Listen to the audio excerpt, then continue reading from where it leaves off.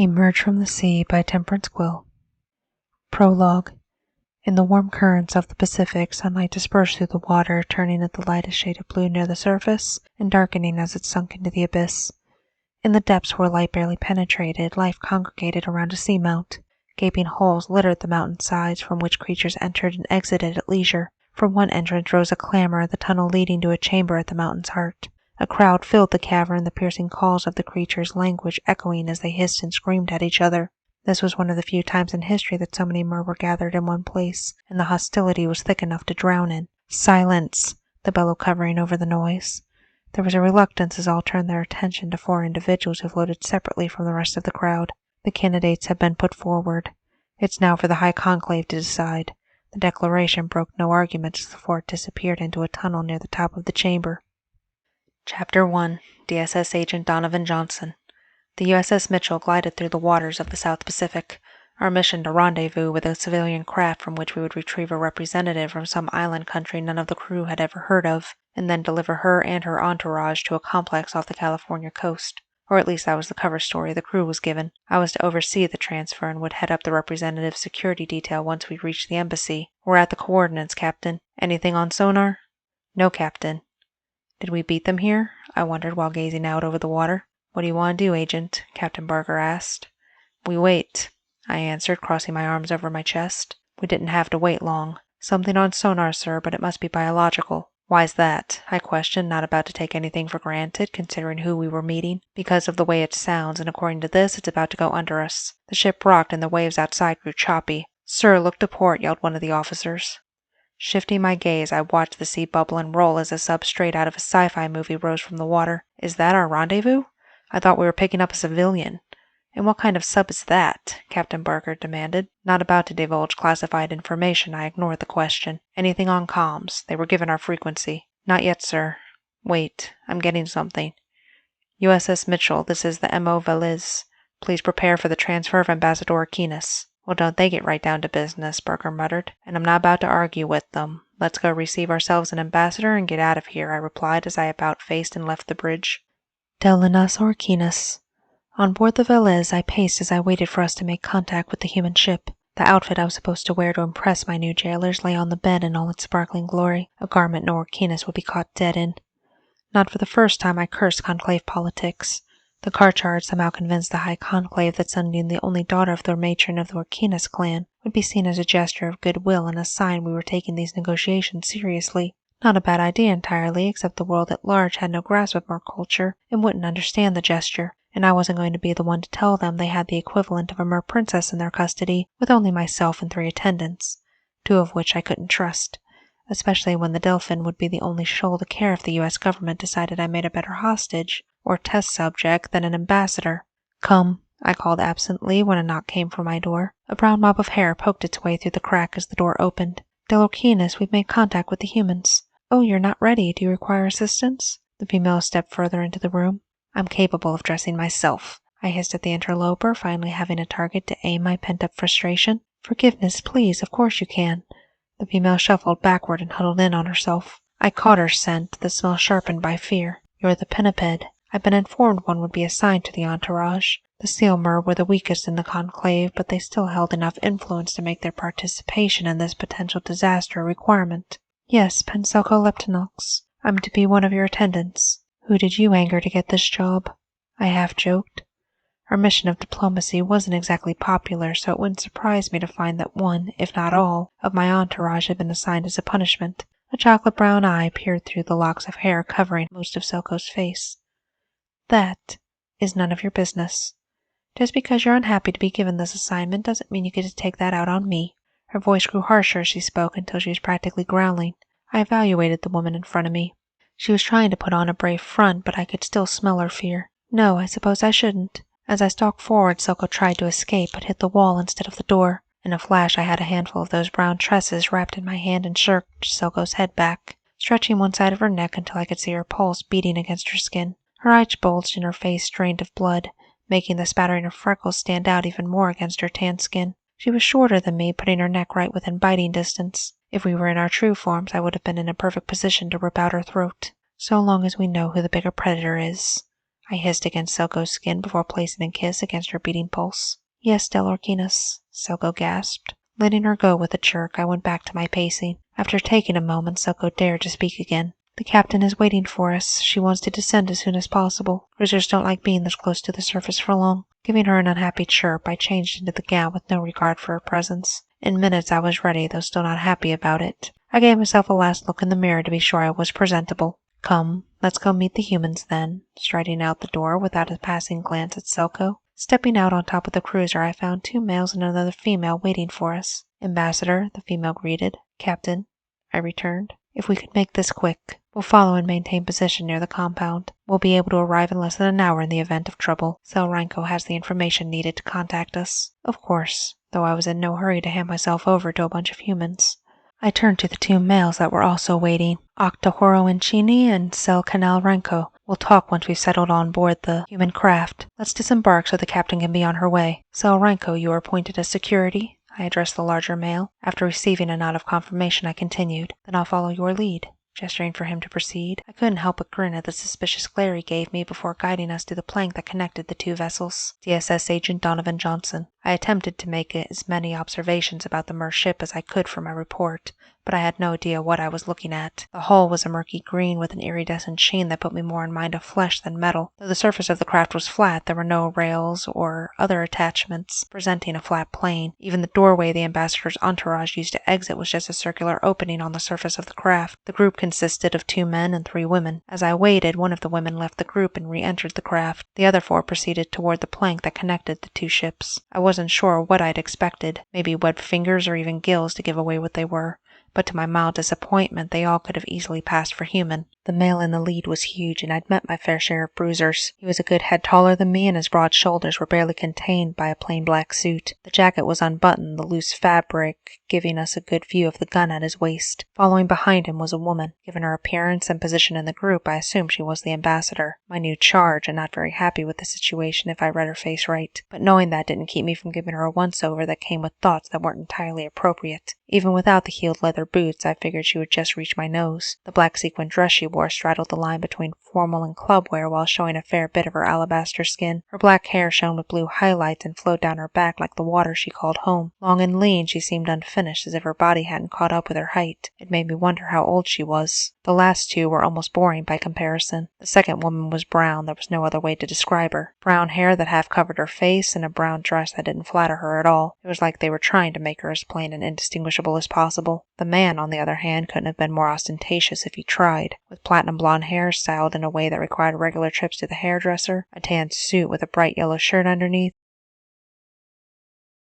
I almost wrote him off, but decided to withhold judgment. I had to remind myself that I couldn't use human standards when it came to these people. I was thrown for a loop when orders came down that I was to be assigned as head for this detail when there were more qualified agents waiting in the wings. But once I was briefed, it made sense. I still wasn't sure I was the right man for the job, but I wasn't about to pass up an opportunity to gather data on a sentient species that lived in the unknown waters of the world. The guard stopped a few steps away and placed his hand over his heart in a kind of salute. I present the ambassador, Lanassa Orquinas. With that declaration, the big man stepped to the side, and I found myself within touching distance of the Mer ambassador. I was caught by the color of her eyes, a bright amber that was close to impossible before I remembered myself. Lead DSS Agent Donavon Johnson. Not knowing what else to do, I stepped forward and offered a hand. I almost expected her to be confused by the gesture, but she easily reached forward and shook it. I'm pleased to meet you, Agent Johnson. Everything was right, the handshake, the smile, but that look from earlier told me she wasn't pleased to be here at all. Allow me to escort you to a cabin so we can get underway. I would prefer to reach the Mer embassy before dark, I volunteered, offering an arm. Of course, she replied, placing her hand on my elbow. Holding back a sigh of relief that I hadn't messed up so far, I escorted the group to a cabin and gave my excuses before returning to the bridge and ordering the ship full speed to the compound.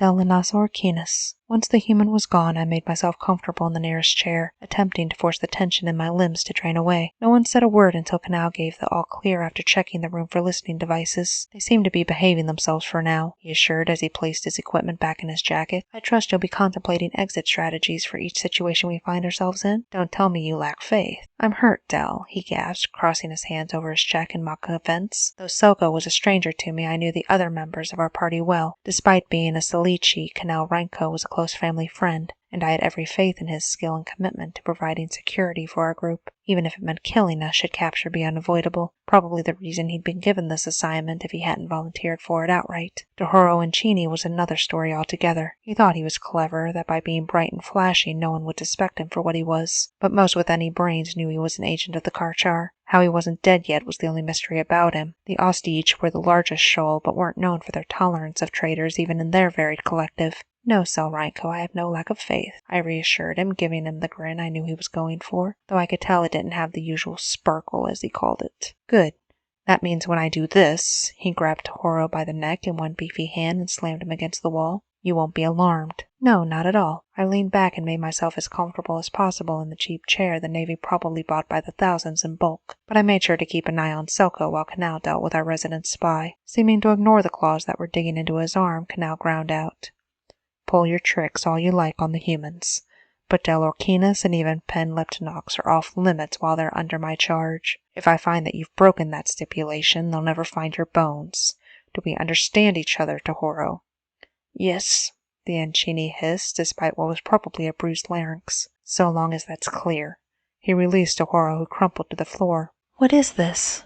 This is supposed to be a mission of diplomacy, but it hasn't been a full day and we're attacking each other?" Selko fumed. She'd be furious if I said so, but I found it rather adorable. Nomer wanted to be thought of as weak, but unfortunately I would have to give her a reality check. The low conclave doesn't care about humans, or this mission. The Karchar used it to part me from my clan, and somehow got this one sent along as their eyes and ears. Canal was either sent as a punishment, or, more likely, he found out I was assigned as the ambassador and volunteered. I could hardly watch as you were sent off on your own, now could I? Especially after the Conclave ruled that no other Quinas were allowed to accompany you. Canal interrupted. "As for you, I have no idea why you're here, yet, and I would find out." "So you have no intention of acting as a true ambassador?" Selko demanded. "Of course I do. No one will be able to accuse me of shirking my duty. But the fact is, none of those piranhas in the low conclave will care if we're successful or not." "Then what's the point of all this if no one cares?" Selko was practically pouting now. "Because there are those among the conclave with wiser and cooler heads that do care about the success of this venture. Humans are becoming too numerous and are outpacing us technologically. Soon we won't be able to hide anymore. We'll have to have allies among their leadership, or it'll lead to war when the wider population finds out. If you understand how important this is, why does it matter how you got here?" "Because I don't like being manipulated or used as a pawn. If they'd asked, I would have accepted graciously, but instead, the Karchar used it as a weapon against my clan, and that I will not accept." I turned my attention to the one on the floor. "Which means that while you're here, you're in service to me and the High Conclave, not those toothless eels. One of these days I'm going to find out why everyone thinks I work for the Karchar. I assure you, Ambassador, while I'm here, I'm nothing but your most humble servant."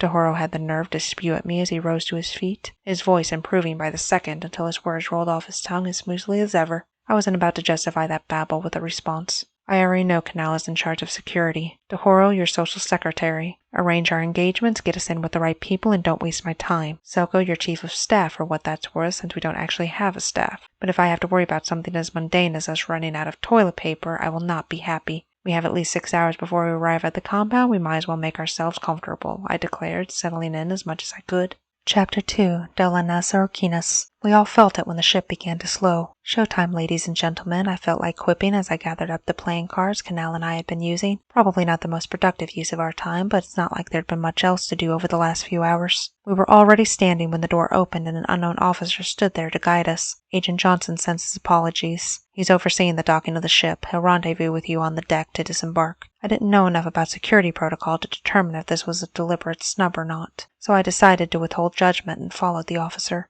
We only had to wait a few minutes before Agent Johnson joined us. "My apologies. May I escort you, Ambassador?" he asked, offering me his arm again. I would have to talk to him about that at some point. Among Mer, the act would be an insult, but I knew it was a custom among humans, so I took no offense. Allowing him to guide me down the ramp, we approached a rather bland building that looked more like a warehouse than an embassy. Other than it being right on the water as we'd negotiated, I didn't see anything that endeared the place to me. But then I suppose if you wanted a place to be secret, you wanted it to be as inconspicuous as possible. Watching Johnson use a keycard to open the gate, I could sense the tension coming off my companions. We were about to put ourselves at the complete mercy of the U.S. government. I hope we were able to meet your government's requests on your living accommodations," Johnson chatted, oblivious to the agitated predators at his back as he unlocked a utility door with the same key card that opened into a short hallway that led to another door of the same type, which he also opened with the card. A female wearing a blue pantsuit waited for us inside. "De Lanassa Orquinas, this is Stephanie Hargrove. She was charged with designing the layout and furnishing this compound. She'll also be your point of contact for any domestic needs," Johnson introduced. "Then Selko is our chief of staff," I informed her, gesturing for Selko to come forward. "You two should probably get acquainted." Leaving the two women to go over any domestic affairs, I decided to examine my new home. The room we were in was the main living area with an open floor plan, but areas for cooking, eating, and recreation were clearly defined. The walls were covered in ocean motifs, and the furniture was upholstered in coral colors. If done incorrectly, the place could have been an eyesore, but whoever was charged with decorating knew what they were doing. 4 white doors led to rooms beyond. I chose the door labeled Dell. It opened to a bedroom, though a human would have a hard time identifying as such. A pool took up one half of the room, and an armoire and 2 doorways took up the other half. The armoire was already full, and boxes holding what I assumed were my personal effects sat in one corner. The other 2 doorways led to a bathroom and office, respectively. I had to admit Stephanie had done her job well. I turned to find Johnson standing in the doorway. "I'm curious, what are the pools for?" he asked with a jerk of his head. Wondering how much he'd been told, I prodded. "You know what we are, yes?" If he didn't, this was about to be a very awkward conversation. "I do, as does Stephanie. The rest of the staff are unaware for security reasons." "Then why would you think we would sleep in something as mundane as a bed?" I couldn't help but smile as comprehension flashed across his face, and he looked from me to the pool and back again. "So at night, and any other time we please, yes." I could admit to myself I was having fun at his expense, but he was making it so easy, and there'd been little enough to laugh at of late. "I see. If everything is satisfactory, I'll leave you to get settled. Your key cards to enter and leave the facility are on the counter in the kitchen area with a list of contact numbers should you have any further requirements. Those details have been sent to your entourage along with the scheduled events and invitations that you're free to RSVP or not as you see fit. If there are any issues the staff can't satisfy, you can contact me directly. Our housing is located on the other side of this facility." Listening to his recitation, I realized he sounded more like a servant than a politician. "I'm curious. As lead agent, what exactly are your duties here?" "The same as anyone in my position. Part host, part protector, part spy," he quipped, grinning at his own joke. But I found his response interesting. Had he listed his duties in order of what he considered important, or in the order he thought I would find the least threatening? And was he making light of it to keep me at ease, or did he not understand how vital his role was? That was brutally honest. Anything else would be a lie, and I would hate for our relationship to start off that way. He teased, giving me a cheeky grin that held a touch of self-mockery. There was something going on here I wasn't understanding, and I didn't like it. An admirable stance, but given your admittance to being a spy, forgive me if I don't bare my soul to you. His lips twitched. "You can keep your soul, and your secrets. I only ask that you don't lie to me as it could compromise security." Fair enough. I felt I was starting to understand the puzzle that was Agent Jackson. He was a warrior, not a politician. It gave me a certain sense of relief. I would have to spend a significant portion of my time outside of this facility playing the game of a diplomat. The thought of not being able to escape it even within the boundaries of my home had filled me with dread. "As long as we understand each other," turning his back on me. Following, I returned to the main room to find the others had begun their own explorations. "I'm to invite you to lunch tomorrow. You can leave a message with my office should you choose to accept. Otherwise, have a good evening." Johnson threw over his shoulder as he left our section of the facility, Miss Hargrove following close behind him.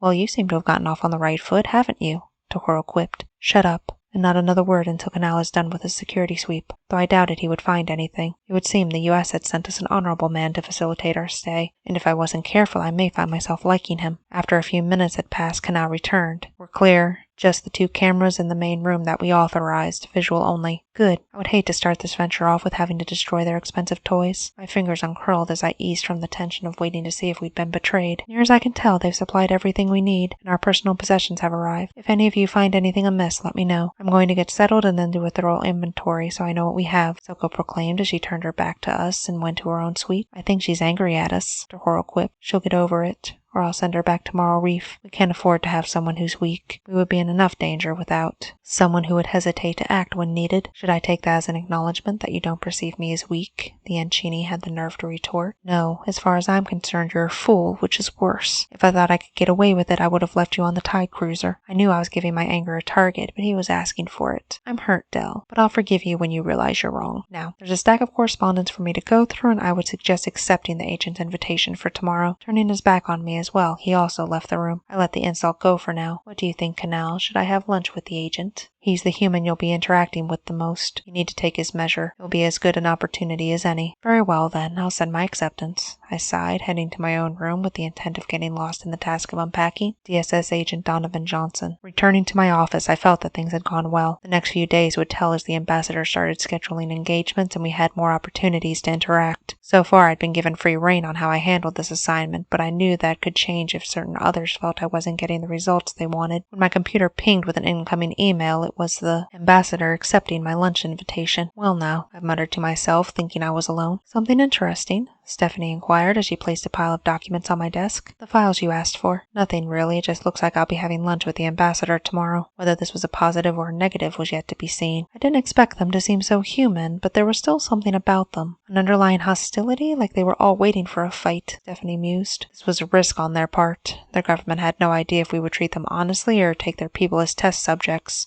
"It's why they send so few in comparison to the standard-sized diplomatic corps," I explained as I sent a reply. "They sent their own people as a test? Those four must have been terrified." "Maybe. Something tells me not much scares our ambassador, but the observation did make me wonder. Now that was one angry woman. You can have her. I'm glad I'll be dealing with Selko instead." A shudder shook the fabric of her clothing. "On a first-name basis already?" Which was more progress than I had. She seemed to be putting forth an effort to be pleasant. "Just make sure you add anything of relevance she says to your reports." "Of course," she assured as she turned and headed out of the room. "Good luck tomorrow." Finishing up my work for the evening before hitting the sack, I wondered what I was in for now that my mission had truly begun. Written and narrated by Temperance Quill. Edited by Editing by Elizabeth. Video made on Canva. Ad-free versions available on Patreon for as little as $1 a month.